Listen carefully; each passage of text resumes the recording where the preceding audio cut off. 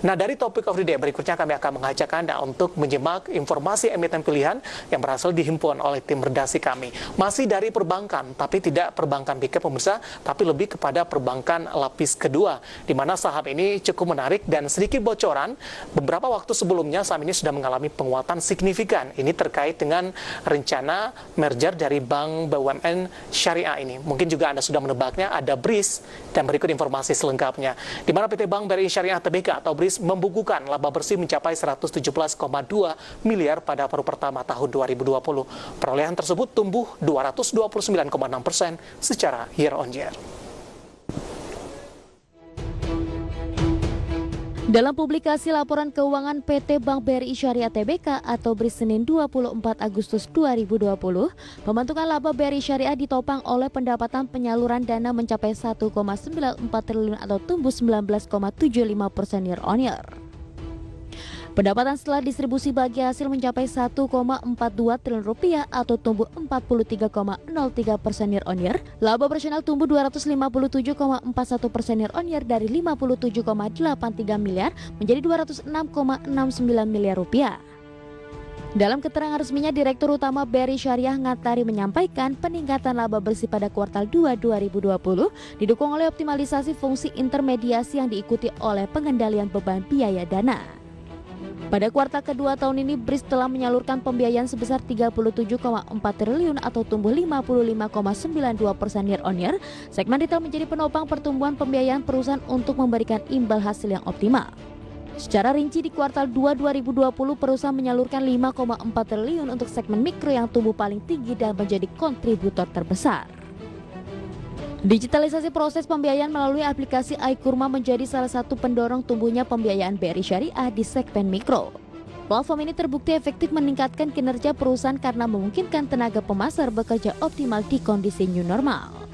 Moncernya kinerja perseroan pada kuartal 2 2020 juga didorong oleh implementasi Kanun Lembaga Keuangan Syariah atau LKSD Aceh. Berbagai sumber IDX Channel.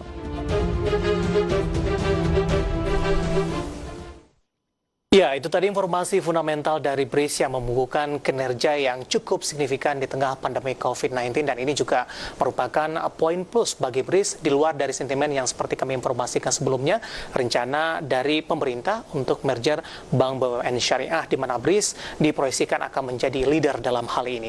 Dan kita akan coba lihat juga bagaimana respon dari para investor dan trader pasar modal Indonesia di sepanjang perdagangan hari ini terhadap saham BRIS. Nanti kita akan coba lihat bagaimana pola pergerakannya di sepanjang tahun 2020, dan juga kita akan lihat dari sisi valuasi apakah masih menarik atau tidak. Kita ke grafis yang pertama terlebih dahulu. Kita akan coba lihat bagaimana pergerakan intraday tradingnya untuk BRIS di sepanjang perdagangan hari ini. Data yang berhasil dihimpun oleh tim redaksi kami, kita akan coba lihat secara bersama-sama pemirsa.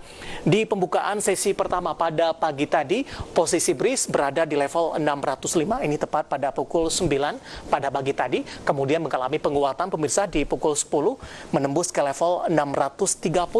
Kemudian penguatan terus berlanjut terhadap BRIS pada pukul 11.30 atau posisi penutupan perdagangan di sesi pertama hari ini menguat di level 655. Sementara pada pembukaan sesi kedua ini sudah menembus ke level 675, tepatnya pada pukul 13.30. Dan kami tambahkan juga di posisi penutupan perdagangan di sesi kedua hari ini, saham BRIS juga mengalami penguatan yang signifikan dan bahkan sudah menembus ke level 700-an, di mana BRIS ditutup di level 730 atau mengalami penguatan 20,66%. Nah, ini secara intraday tradingnya pemirsa. Kita akan coba lihat di sepanjang tahun 2020 bagaimana pola pergerakan saham BRIS, apakah memang mengalami penguatan signifikan atau telah melampaui level tertinggi yang pernah dicapai sebelumnya. Kita akan coba lihat secara bersama-sama pemirsa di sepanjang tahun 2020.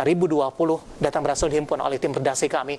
Mulai dari posisi 2 Januari pemirsa, posisi dari saham BRIS ini berada di level 332, sementara di 3 Februari ini tercatat di 306, mengalami koreksi pemirsa, level 332 ditinggalkan dan menembus ke level 306. Bahkan di 2 Maret ini tekanan masih terus berlanjut dan sudah berada di level 206. Tidak hanya sampai berhenti di situ saja, di 1 April tekanan untuk saham BRIS masih terus bergulir, bahkan level 200-an ditinggalkan dan sudah menembus ke level 185. Namun mulai dari 4 Mei, ini saham BRIS mulai bangkit dan menyentuh ke level 202. Kemudian 2 Juni kembali menyentuh ke level 300-an, tepatnya di 320, sementara di Juli mengalami koreksi di 306. Nah, yang menarik pemirsa, mulai dari Juli sampai dengan Agustus, penguatan saham BRIS ini cukup signifikan. Ini penguatan yang terjadi seperti yang kami informasikan sebelumnya, berawal dari sentimen rencana merger Bank BUMN Syariah, kemudian juga kinerja dari BRIS di kuartal kedua di 2020 mengalami penguatan yang cukup signifikan, tadi lebih dari 200% dari posisi peningkatan dari posisi laba bersih 675 di pembukaan sesi kedua, sementara pada penutupan perdagangan sesi kedua hari ini ditutup di level 730 menguat di 20,66%. Nah, kalau kita tarik garis dari Januari sampai dengan Agustus, bisa Anda dapat saksikan juga di layar televisi Anda, penguatan dari saham BRIS sudah sangat signifikan sekali, bahkan ini merupakan level tertinggi di sepanjang tahun 2020. Kita nantikan apakah saham BRIS masih melanjutkan penguatan terkait juga dengan posisi fundamentalnya, kemudian proyeksi dari bisnis BRIS ke depannya. Nah, dari teknikal kita akan coba lihat juga dari sisi valuasi, dan ini juga merupakan bagian salah satu pertimbangan bagi para investor dan trader untuk berinvestasi. Kita akan coba lihat dari sisi PER dan PB/VINA dan juga beberapa indikator lainnya. Data yang berhasil dihimpun oleh tim redaksi kami, pemirsa, dari posisi PER-nya, price to earning ratio dari saham BRIS ini ada di kisaran di 21,3 kali, sementara dari posisi price sales ratio atau PSR-nya ini ada di kisaran 1,56 kali. Nah, bagaimana dengan posisi PBV-nya atau price book value ratio atau PBVR-nya ini ada di kisaran di 1,23 kali. Sementara untuk indikator yang terakhir ada price cash flow ratio atau PCFR-nya ada di kisaran minus ternyata di 0,51 kali.